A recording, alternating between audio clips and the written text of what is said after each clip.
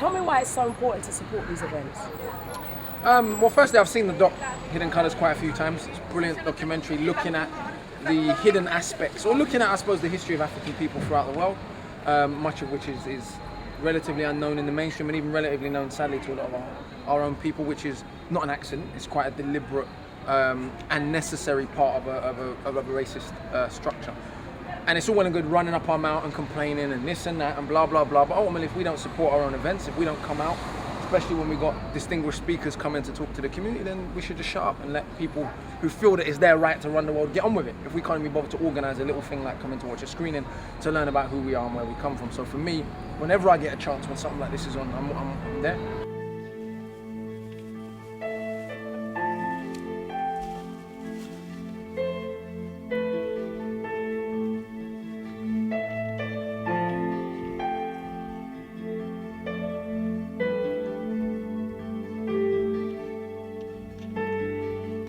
When other people tell their history, they come across as being patriotic.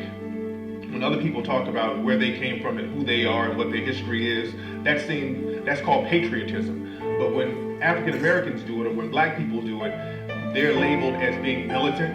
They're called rebels.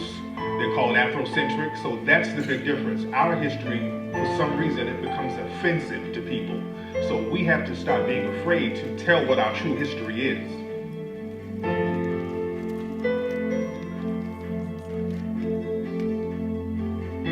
African Liberation Day, I mean, you was showcasing at an event Yep. a couple of days ago. Yesterday, actually. Yeah, how did that go?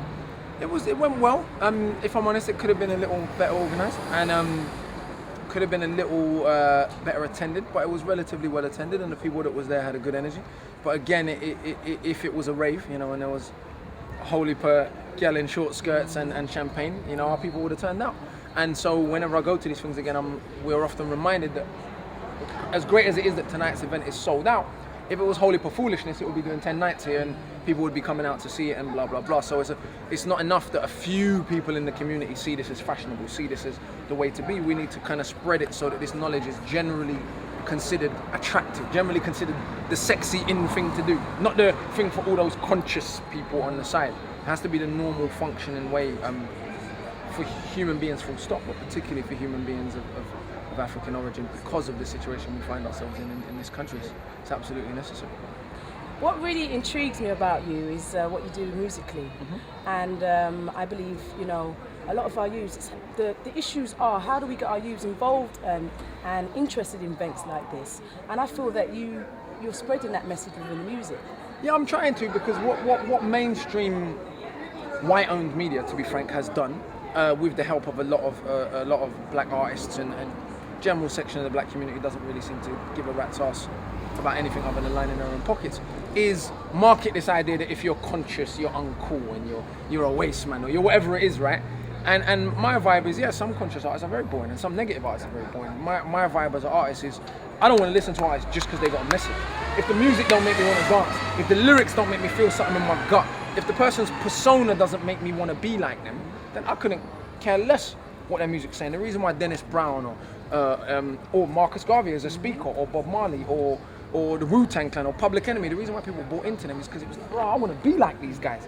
And so to me, I think that's an integral part of being a so-called conscious artist, is being able to entertain and inspire and not feel like you're wagging your finger at people and lecturing. And I have found that a lot of young brothers and sisters who don't really listen to much other quote-unquote conscious music take a vibe from what I do, because they're like, right, it's kind of road, it's kind of battle, but it's got a message, and I feel like you have to do that. You got to put the honey with the medicine, you know what I mean? If you just try and take the medicine down, when you make a kid drink their bitters, they want to spit it out, right?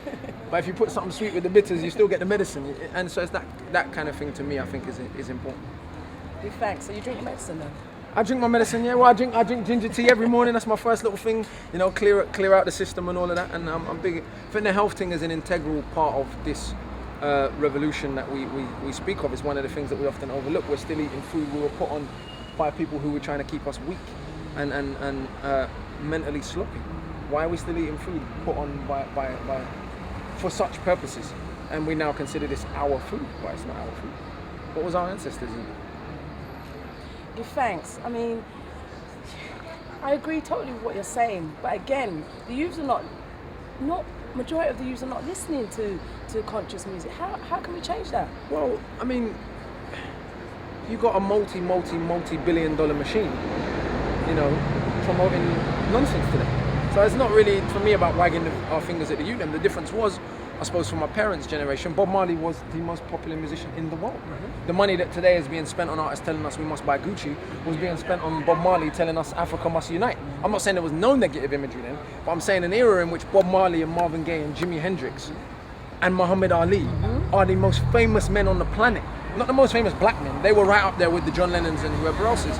It's a very different era from the one we find ourselves in today, and I feel like the racist, capitalist, patriarchal power structure that we find ourselves in, realize, wow, that's a bit inconvenient, having the biggest pop star in the world sing Africa Unite and going to perform for Zimbabwe independence and etc. etc. I mean, everyone knows those artists were policed, they were followed by the FBI and the CIA. This is not conspiracy theory, this is mainstream stuff now. At the time, people acted like, oh, don't be so dramatic. Now everybody accepts that those artists were dealt with in a particular way.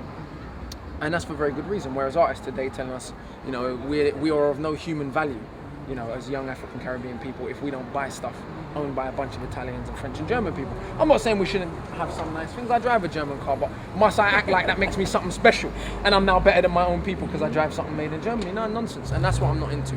I'm not saying, yo, don't have nice things. Everybody likes nice things, but I'm saying don't act like the nice things make you better than the very people you come from, particularly when those nice things are made by people that don't like you very much. Go to Germany and see, go to France. Go to Italy. They've been very quite clear generally that they don't think much of people like me and you. Even people like me who may share half the same ancestry with them, it don't make a blind bit of difference, you know? So these are countries that have an incredibly racist history, and here we are in our music promoting the industries of these countries. And then saying it's not political, that's what amazes me. When people say, oh, commercial music and then political music, and it's like, as if that's not a political thing to do. The school system is designed to keep you subservient or to keep you a slave for their system. But you use it for what you can use it for. To get status. But you still got to get your own education separate from that and know. It's like there's a documentary here tonight, it's actually sold out, otherwise I would say you lot should come. It's all about elements of black people's history that they deliberately don't teach you at school. And that's what we're going to watch. Give thanks, my brother, some deep words.